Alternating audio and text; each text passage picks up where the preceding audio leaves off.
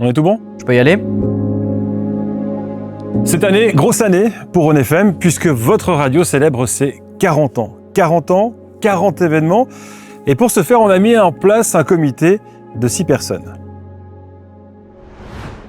Moi, c'est Laurie. Je suis responsable du secteur multimédia et réseaux sociaux. Lionel, responsable technique et informatique. Ludo, assistant commercial, alias Victorinox. Lionel, directeur commercial. Patricia, secrétaire réceptionniste. Sébastien, directeur de Rhône FM. Et ensuite, on était parti.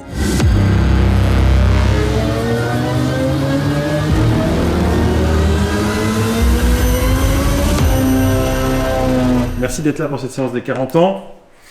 Le but, c'est de planifier un petit peu les 40 événements, d'avoir les idées, d'en trouver 40. Alors, petit, grand, enfin tout est possible, on met tout sur la table. À la base, on est vraiment parti de rien. Ça allait dans tous les sens. Et on est arrivé sur de superbes idées. Alors pour ces 40 ans, et pour donner un coup de frais après 39 ans de logo, on a décidé de changer l'identité visuelle.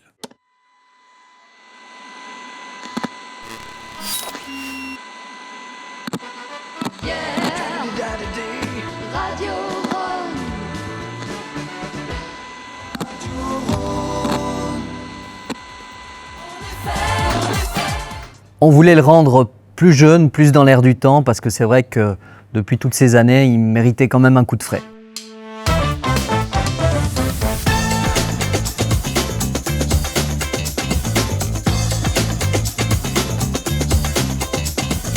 Au départ, on s'est réunis en petit comité et on a mis au concours plusieurs agences qui nous ont toutes proposé une refonte de notre ligne graphique. On est resté très vague dans le brief donné aux agences. On a même imaginé qu'une agence puisse, si elle le souhaitait, supprimer le fameux FM, puisque la FM va s'arrêter.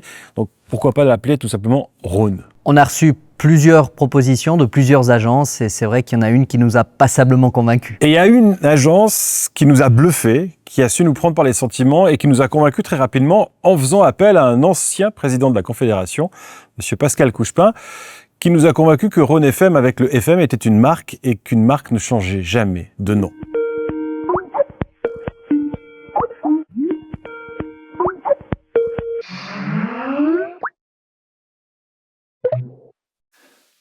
C'était une bonne idée d'appeler la radio qui doit unir les Valaisans Rhône FM, parce que le Rhône, c'est le fleuve qui nous rend voisins les uns des autres et qui nous donne aussi une ouverture sur le Chablais, nos proches voisins vaudois. Alors, pourquoi changer un nom qui appelle, qui rappelle et qui donne une idée forte de l'identité valaisanne? Gardons le nom de Rhône FM pour la radio qui nous unit. Aujourd'hui, on est super content du résultat et on est vraiment heureux d'utiliser ce logo au quotidien. Alors la première fois où j'ai vu le logo, waouh, quand même, je trouvais que les couleurs étaient bien dynamiques, bien claires, très fraîches. J'ai adoré le logo. Rhône FM s'offre une chaîne de télé pour ses 40 ans. La radio Rhône FM et le quotidien Le Nouvelliste lancent une chaîne de télévision sur le câble. Le lancement de Rhône TV, c'est finalement une suite logique puisqu'on avait commencé à faire de la radiovision. Et alors on s'est dit, pourquoi ne pas utiliser nos images pour en faire une chaîne de télé avec des clips. Les clips, c'est de la musique, c'est de la radio, ça nous correspond. Au tout début, on est parti sur une version simple de Rhône TV. On tournait avec des iPhones, on réalisait avec des iPads.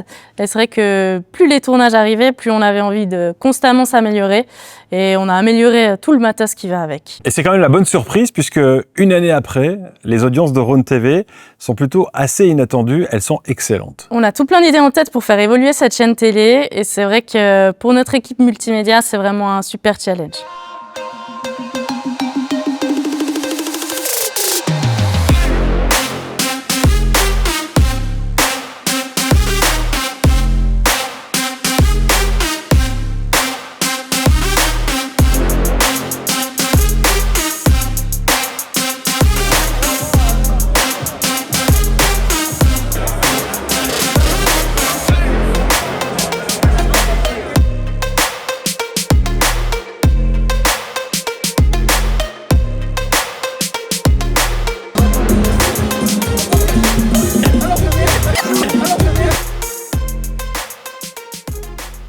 Le cigare Rhône FM, c'est un peu un coup de cœur de certaines personnes au sein de la radio. On avait envie de marquer le coup et pourquoi pas faire un cigare, parce que même si c'est pas politiquement correct pour certains, on trouvait ça très fun, très classe, et puis on adore fumer un bon cigare en écoutant Rhône FM. On en a donc produit avec le logo Rhône FM et on a fait profiter nos clients. Et je crois que tous ceux qui ont pu tester le cigare Rhône FM l'ont dit, c'est une belle réussite.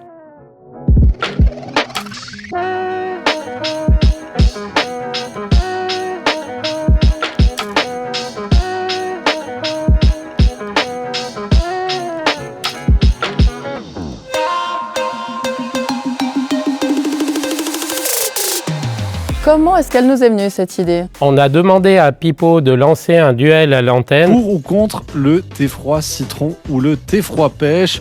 Est-ce que vous êtes brique bleue ou brique orange ou Stanley Kubrick, et dans ce cas c'est orange mécanique?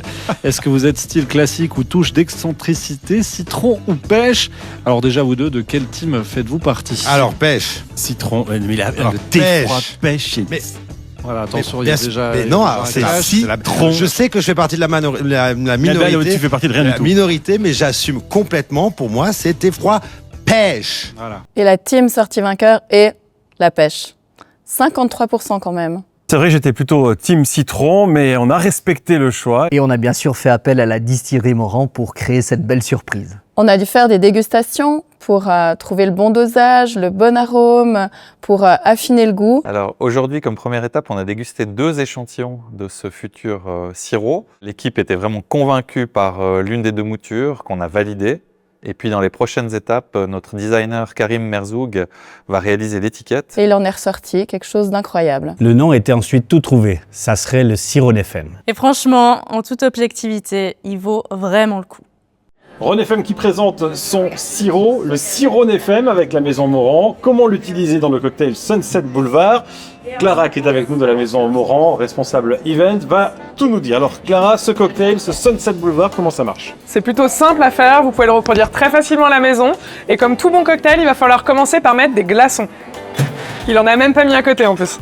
Parfait. Ensuite, on va utiliser du coup le sirop FM, donc qui est un sirop à base de thé froid pêche. Et on va venir en mettre 1,5 centilitres. Voilà. Donc là, on va venir ajouter une liqueur de triple sec. On va venir ajouter 2 centilitres. J'ai l'impression d'être en Valais tout en étant à Los Angeles. Le Sunset Boulevard, c'est le nom de ce cocktail. Nous allons ajouter le jus d'un demi-citron vert. Pour ce faire, on va utiliser cet instrument.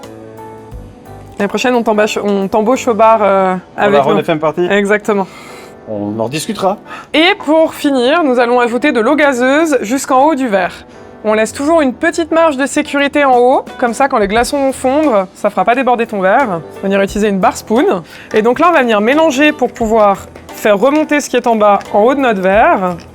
Ah, tu vois, ça a l'air facile. Tu vois, t'as pris de la confiance d'un coup. Et pour la garniture, on va venir utiliser, pour rappeler le triple sec à l'intérieur et parce que ça se marie très bien avec la pêche, un zeste d'orange. Bio, évidemment. Alors ça, c'est la partie la plus technique que je ne vais pas être capable de faire. Vas-y, fais-le juste au-dessus de ton verre, comme ça déjà tous les arômes ils peuvent se mettre. Voilà. Tu vois? C'est... Bon, le Sunset Boulevard est fait.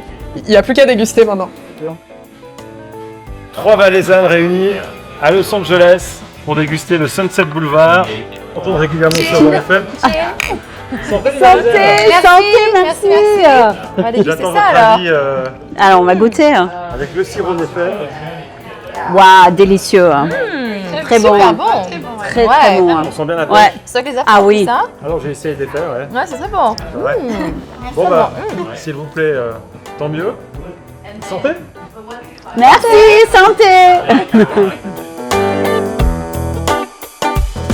Et puisque ce sirop a fait sensation, On se devait de régaler aussi la team thé froid citron. Et bien évidemment, pour ce deuxième breuvage, c'est pareil, on a fait appel à la distillerie Morand. Le team Citron a eu sa revanche et il est enfin arrivé. Une belle réussite pour mon plus grand plaisir. Et voici le résultat.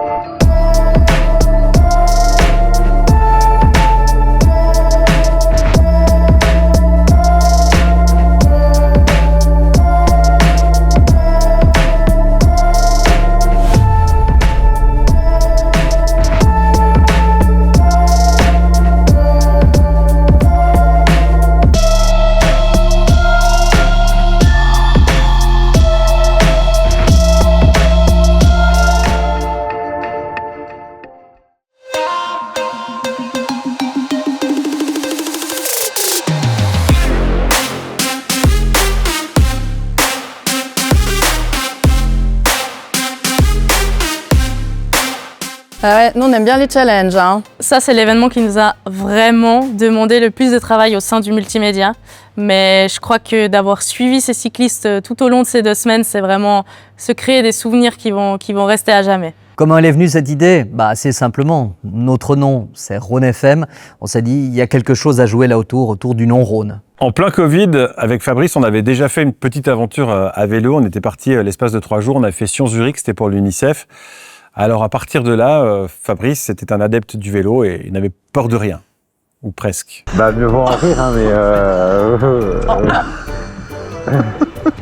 On est donc parti sur une descente à vélo. Restez à trouver l'itinéraire maintenant. Peut-être une explication quant à cet événement qui démarre aujourd'hui. Je crois que tout simplement on avait décidé de faire une descente du Rhône à la base. Non, je suis pas sûr d'avoir. Pour une fois, je suis pas sûr d'avoir eu cette idée foireuse. Enfin, quoique peut-être que si. T'as pas dit non en tout cas. J'ai pas dit non. Et au début, on voulait faire une descente du Rhône depuis le sommet du glacier jusqu'à son embouchure dans le lac Léman. Et puis on s'est dit de faire 2 jours sur ça, c'est pas folichon. Après, on s'est dit de faire une journée pour faire tout le trajet. Voilà, et puis je crois qu'on est arrivé... Alors faisons sur 2 semaines. Non, en fait, je crois que je vais rendre à César ce qui est à César. Je crois que c'est ma voisine qui m'a parlé qu'elle avait fait la descente du Rhône, et c'est là que je me suis dit, mais pourquoi on ferait pas la même chose? Et pourquoi t'aurais pas déménagé?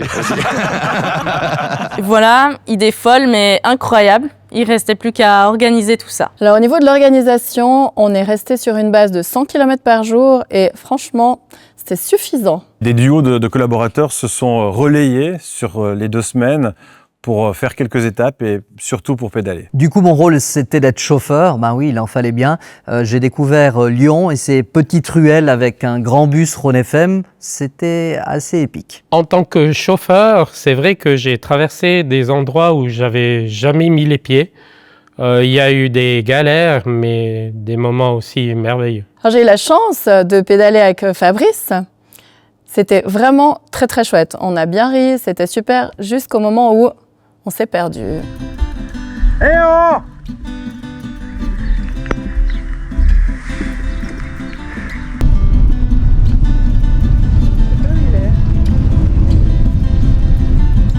Elle s'est trompée de côté là-bas!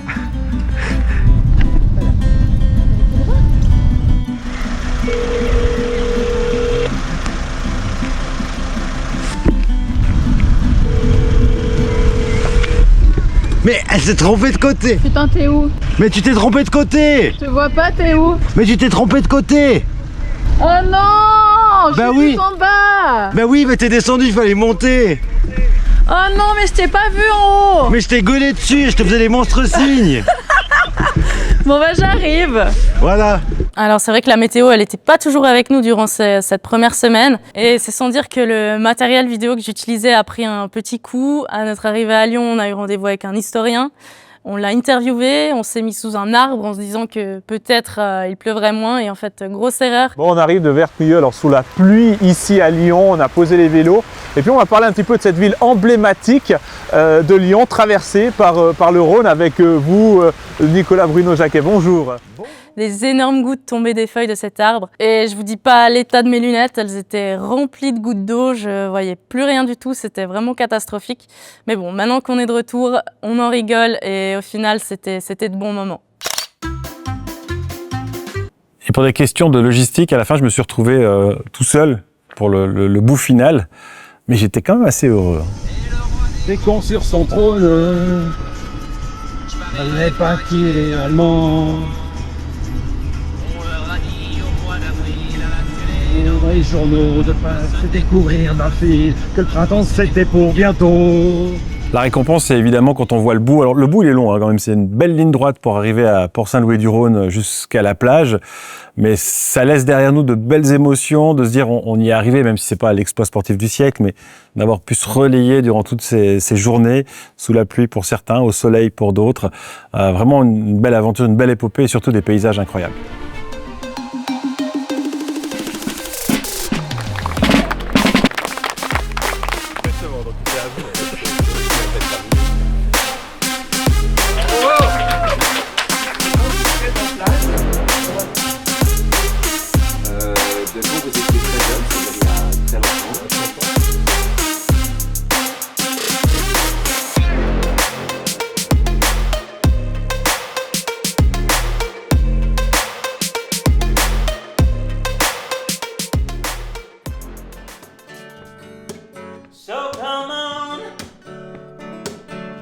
We were meant to fly.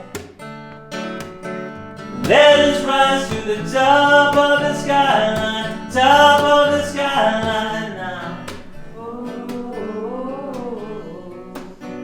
Oh, yes.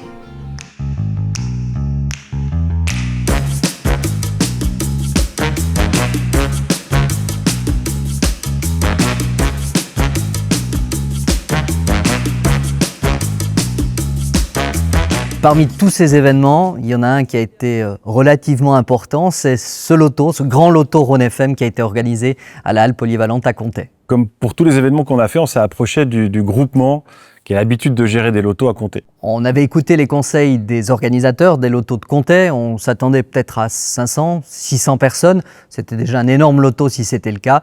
Finalement, on a été un tout petit peu dépassé par les événements. On a commencé à s'inquiéter parce qu'on s'est dit il va falloir qu'on stoppe. On avait fait des préventes pour savoir si on se retrouverait à 300, 400, 500, 600 personnes. Et le vendredi avant le loto, on a fait passer des messages à l'antenne pour dire qu'il y aurait pratiquement pas de vente sur place parce que c'était plein. Effectivement, c'était plein. 1200 personnes, vous imaginez, c'est énorme. Franchement, en Suisse romande, c'est dans les plus grands lotos qui existent actuellement. On nous a donné des conseils, on a été à un loto. Mais c'était un peu trop traditionnel pour nous et on s'est dit on va essayer de le rendre un petit peu plus fou, un peu plus fun. On a fait des séries Good Morning Valley. 19 23 Des séries spéciales enfants où il n'y avait que les enfants qui pouvaient jouer. Consolation parce qu'en fait, j'avais le rôle du crieur. Bah ouais, il en fallait bien un. Pas mal de stress quand même quand les premières séries sont arrivées, surtout quand Lionel Bertuzzo a connu quelques soucis pour me donner les numéros de contrôle. Numéro 6375. Redis le numéro s'il te plaît. 6375.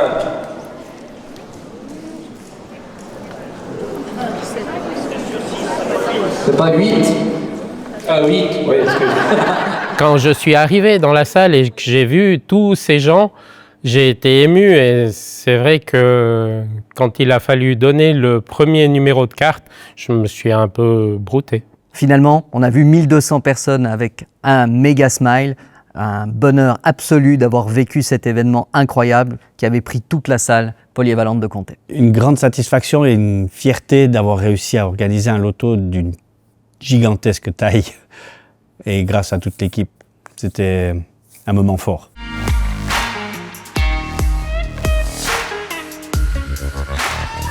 Cette année, la chasse aux œufs a un petit peu changé. Par le passé, on avait toujours fait des chasses aux œufs pour enfants. Cette année, on s'est dit qu'on allait la faire pour adultes. Et pour ça, il nous fallait un partenaire, et évidemment, Kiss Kiss. Zzz.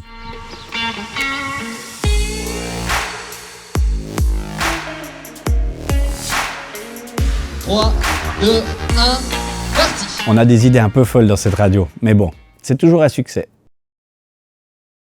Un peu à l'image de Rhône TV, on a lancé monpodcast.ch. Bienvenue tout le monde cette semaine dans monpodcast.ch où nous allons nous intéresser à une étude par rapport aux baby boomers. C'est une suite logique puisque sur notre site internet, on avait des replays qui étaient très utilisés. Le podcast devient extrêmement tendance.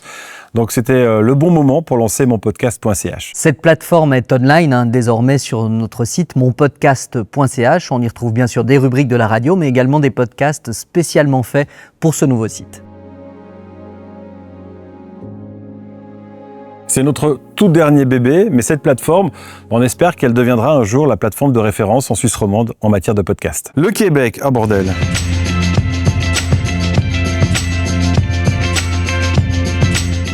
Alors, on se réunissait avec la commission assez régulièrement pour parler des projets et surtout pour trouver 40 idées.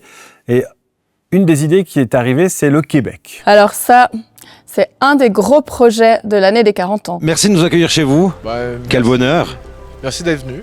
Tous les matins à 6h10, on accueille des expatriés valaisans aux quatre coins du monde et évidemment au Québec. À l'époque, je crois même qu'il y en avait 3 qui habitaient au Québec. Et chacun à leur tour nous disait « faut venir nous voir, faut venir nous voir ». Mais on ne trouvait pas vraiment d'angle à donner au départ. Et en séance des 40 ans, en regardant la carte du Québec, on s'est aperçu qu'il y avait pas mal de bleds en sein, comme chez nous. Saint-Maurice, Saint-Séverin, Saint-Léonard, il y avait même le Cervin, le fameux caillou. À ce moment-là, l'axe, il était déjà tout trouvé. On a fait croire qu'on allait gravir le Cervin, mais en fait, c'était pas le Cervin de chez nous, c'était le Cervin du Québec. Bonjour à tous et bienvenue pour cette émission qui vous propose de relier le sommet du Cervin où nous nous trouvons actuellement à Verbier où se trouve déjà Fabrice. Bonjour Fabrice. Bonjour Sébastien. Oui, alors sur le chemin Verbier plus précisément.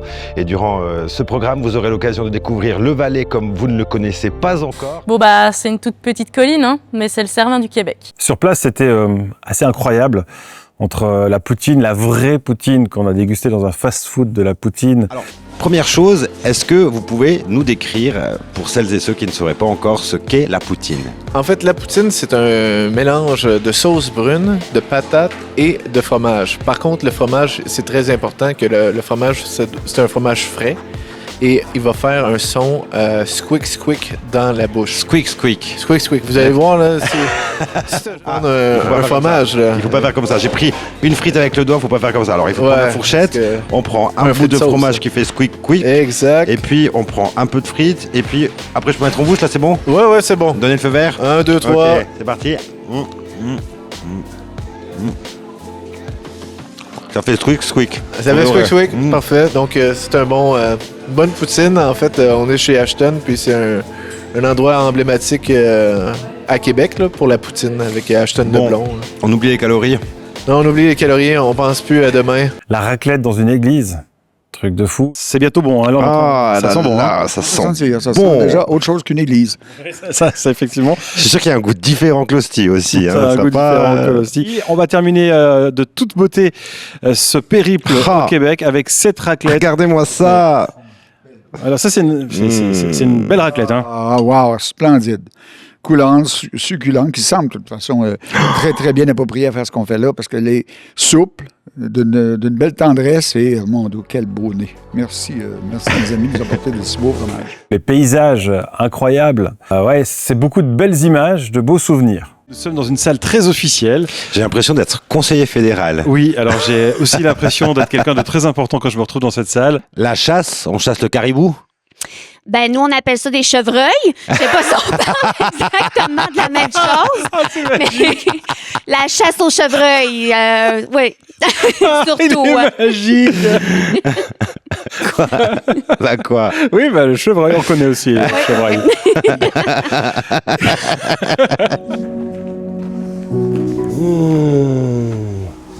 Tu sens cette odeur? C'est fait, évidemment, de 100% de sirop d'érable. Il n'y a aucun produit laitier. Même si on appelle ça un beurre d'érable, il y a zéro produit autre que le sirop. C'est super bon.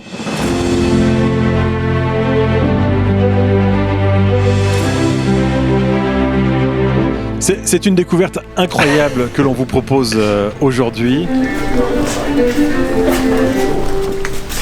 Faites ça pas léger. Petit manger. Les jeunes.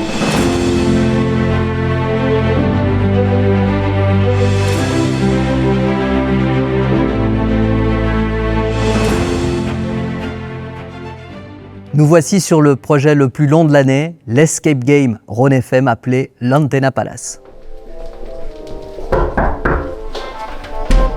Bonjour, vous avez une réservation pour l'Antenna Palace? Exactement. L'équipe d'archéologues, vous êtes bien tous arrivés? Ça a été un long chantier avec de longues discussions avec Trapgame. Je travaille assez comme ça. Tu verras quand tu auras mon âge. Au final, une incroyable salle, magnifique, très très grande, avec plusieurs univers qui se chevauchent, avec même des personnalités de la radio qui sont intégrées dans le scénario. Franchement, ça vaut la peine d'y aller. Continuez d'y aller puisque cette Escape Game va continuer au-delà du 40e anniversaire de Rhône FM. Elle sera là encore pendant plusieurs années. Nous sommes toujours en direct de l'Antenna Palace où nos invités devraient déjà être arrivés. Oui Fabrice, le maître d'hôtel vient de nous dire qu'ils ont pris l'ascenseur mais ils ne sont toujours pas là. On espère qu'ils n'ont pas rencontré d'événements imprévus avec le Nexus d'Omnium. Ils n'ont peut-être pas terminé de décrypter tous les symboles afin de l'utiliser correctement.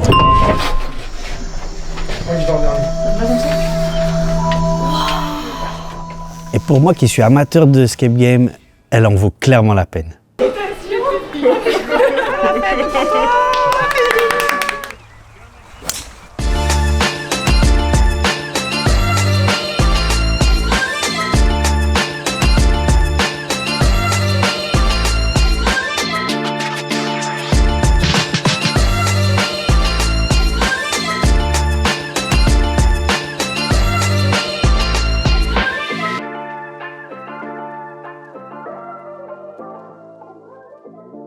1, 2, ici, tic-tac, bim-bam, yeah. Voilà, allez, ça roule. Là, et ensuite ici. Là. En dessous. Voilà. Ouais, ici. Alors pour le côté festif, on s'est quand même dit qu'il fallait à un moment donné déboucher une bonne bouteille.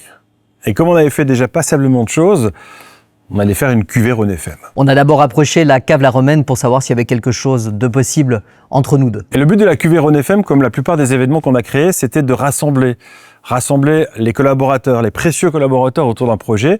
Et on a demandé à toutes les personnes qui travaillent pour Rhône FM de participer, s'ils le souhaitaient, à cette cuvée, soit en allant tailler, ébourgeonner, ou vendanger, ou même assister au collage des étiquettes, à la mise en bouteille. Et c'est une cuvée Rhône FM faite par Rhône FM.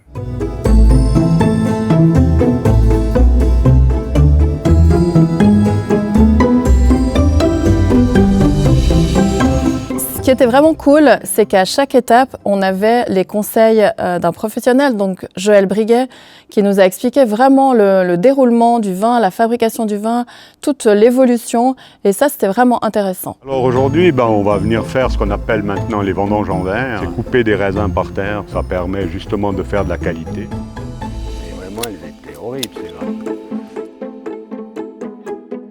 On enlève celle-là, et puis ça se touche plus. Et puis là, vraiment, on évite beaucoup de risques de pourriture, de faire ce travail-là.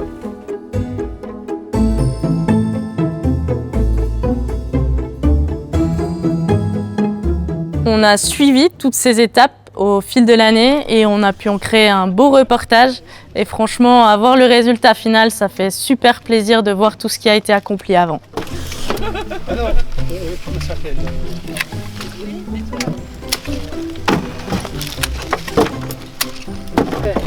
Tu vois? Il faut... C'est joli en tout cas. Hein.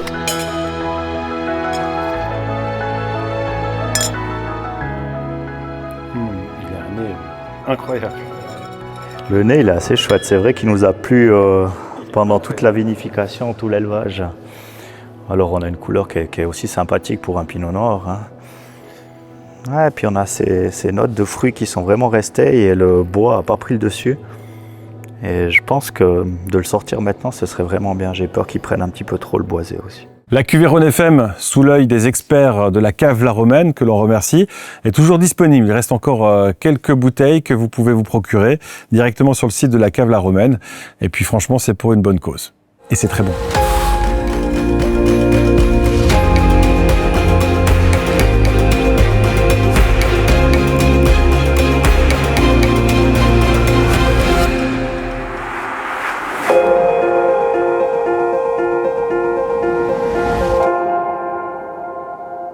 Puis bon, après les 2 sirops, la cuvée Rhône FM, fallait bien faire une bière. Et là aussi, on a fait appel à des experts. On a travaillé cette fois-ci avec White Frontier.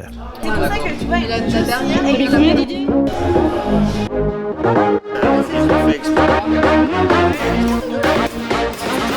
Donc on a formé un comité avec les collaborateurs de Rhône FM qui avaient envie de réaliser cette bière. Et on est allé chez eux en déguster plusieurs pour savoir quel arôme allait ressortir le plus et ce qui allait définir notre propre bière. C'était vraiment une expérience trop chouette. On se prenait vraiment pour des juges de la bière. On avait une feuille de critères et on a vraiment pu définir et choisir l'arôme qu'on voulait donner à notre bière.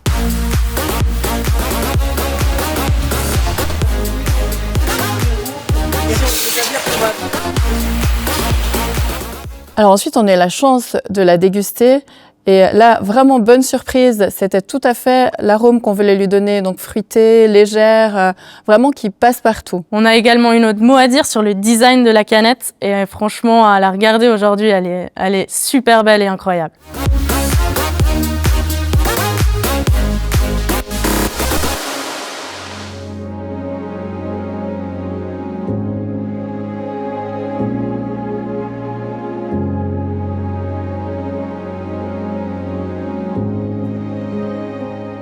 Le jour officiel de l'anniversaire de Radio Martigny, Radio Rhône, Rhône FM, c'était le 18 février. Le 18 février 1984, c'est là que la radio a été lancée en Valais.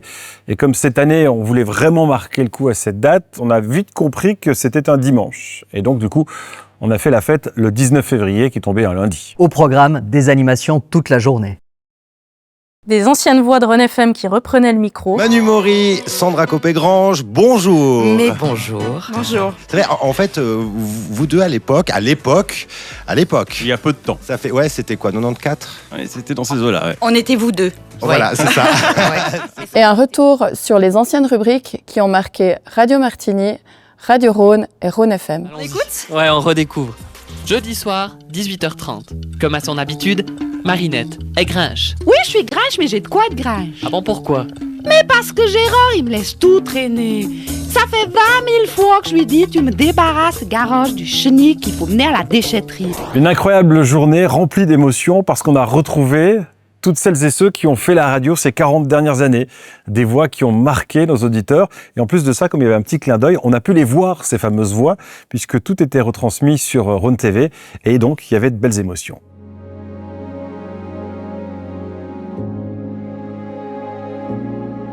La croisière, par où commencer, c'est vraiment l'un des événements phares de notre 40e anniversaire. On avait fait la première croisière, 300 personnes s'étaient réunies sur le bateau. Et Dominique Eveco m'a dit, on met plus de cabines cette fois-ci, on va jusqu'à 500. J'ai dit non. Et voilà le résultat. On est 535.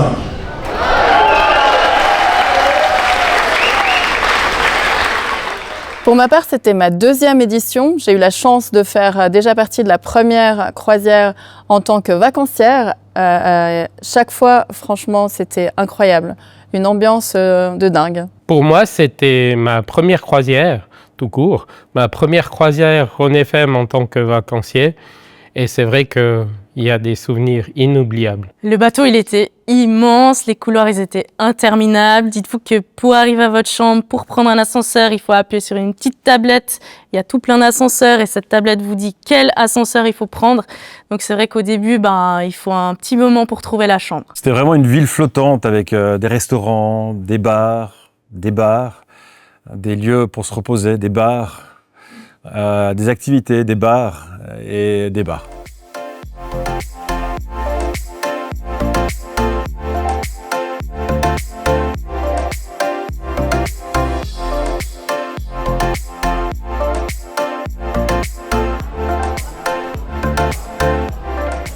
Et la vue sur la mer, oh là là, tout autour du bateau, là, c'est vraiment fou. Sans parler des couchers de soleil qui sont juste incroyables.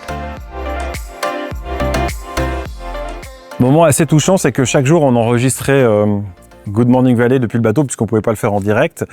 Et on se retrouvait dans un bistrot qui très rapidement a affiché complet, c'était l'Elixir Bar. Un magnifique moment. Bonjour à tous et bienvenue sur le pont du MSC World Europa. Bonjour public.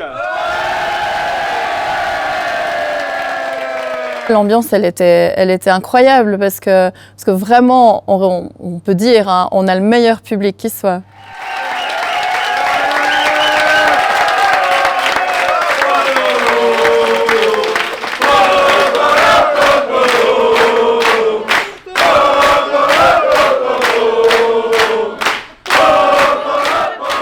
Sur le bateau, alors il y avait les Magic Men qui venaient mettre une ambiance de feu, qui venaient faire danser les gens. Jamais le soleil joue et lui dans les ateliers. On a organisé un loto. 82, 65. Un tournoi d'IAS. Du karaoké. L'émission en direct, des rencontres avec des gens, des apéritifs. On a un peu retourné le bateau en fait. Ce que j'ai aimé, c'est l'ambiance qu'il y avait au souper avec les valaisans qui chantaient, c'était incroyable.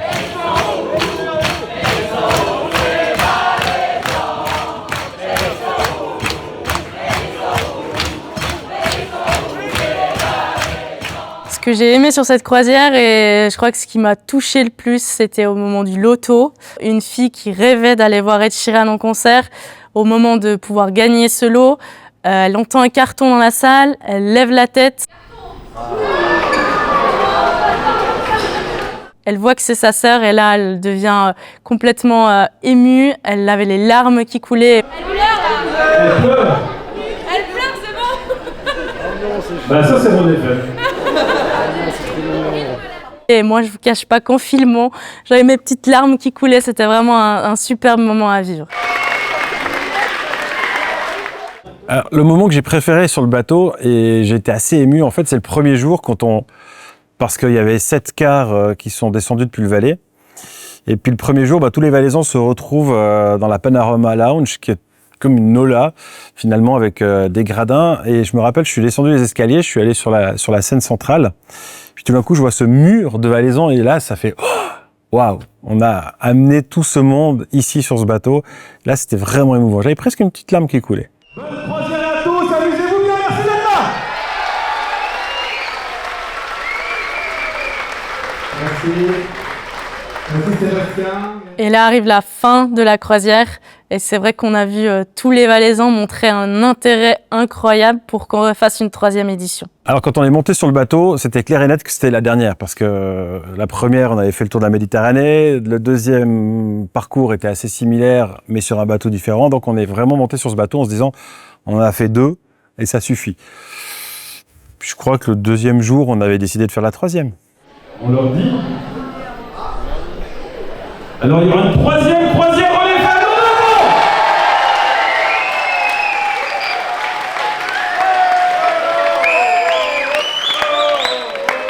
Alors, on se redit à dans 2 ans? Alors moi, c'est sûr que dans 2 ans, je serai là.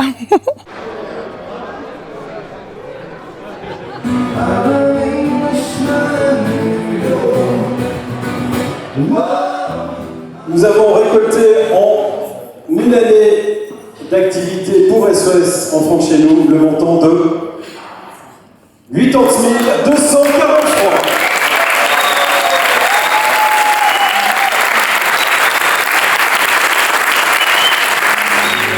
Moi, ce que je retiens dans ces événements, cette année festive, c'est que vraiment on fait partie d'une belle équipe de tarés au sein de la radio. On est vraiment tellement tous un petit peu fous qu'on a réussi à créer ça, à avoir une ambiance comme ça. Et ce que j'ai préféré, je pense quand même, que c'est pédaler avec Fabrice. 40 événements, c'est beaucoup d'événements, hein. Il y a 52 semaines dans une année. Pour moi, l'événement qui a été le plus marquant, celui qui a fédéré le plus de monde, je pense que c'est ce loto. Et d'avoir eu la chance de crier devant 1200 personnes dans le cadre du loto, c'était pour moi un des plus beaux souvenirs d'avoir pu être dans cette communion avec nos auditeurs qui étaient là pour partager ce moment de convivialité, mais aussi un moment caritatif, hein, puisque l'entier des bénéfices iront à SOS Enfants de chez nous. Moi, en tant que bon martignorin qui se respecte, c'est la Foire du Valais, le comptoir comme je l'appelle, qui m'a procuré les plus grandes satisfactions avec un stand incroyable et plein d'animations à n'en plus finir. Ce que je retiens de ces 40 ans, c'est avec tous ces événements, le loto, le jeu d'IAS, le poker, la chasse au trésor, enfin tous ces événements, pour moi, celui qui restera marquant, c'est le loto, avec autant de monde dans une salle. En Valais, ça s'est jamais vu. En Suisse, peut-être non plus.